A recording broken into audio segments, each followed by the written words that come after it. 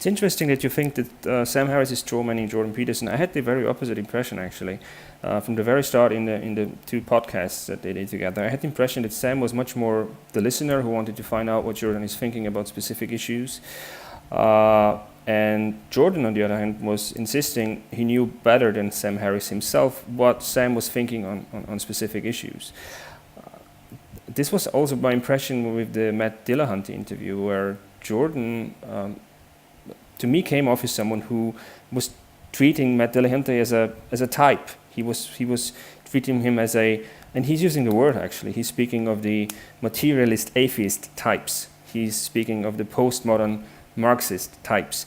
And that's a bit confusing to me, because he's insisting all the time that while we need low resolution big pictures to orient ourselves, to get a sense of where we're going, in the end what we need is to talk to individuals and find out about their specific individual views, which are the result of their own history, their own reflection, their own experiences, and not something that is defined by their social status and social roles. And this is, I think this is the huge challenge we have to learn as a society, to, on the one hand, have grand narratives that orient us and that are as full as possible, as detailed as possible, that give us as big a picture as possible and let us know what there is out there in the world that we yet don't understand, so that we at least have a basic orientation of what is awaiting us in the course of our development.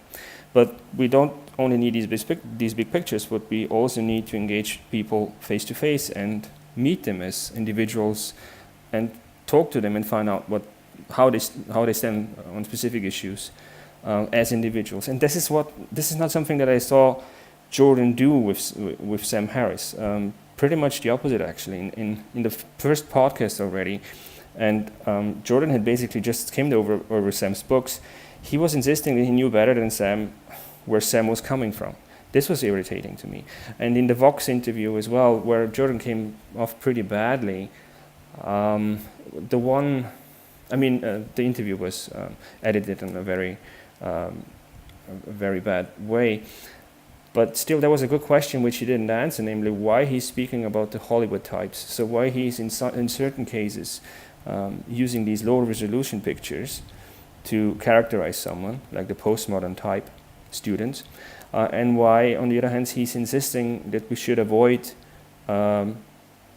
groupthink and identity politics.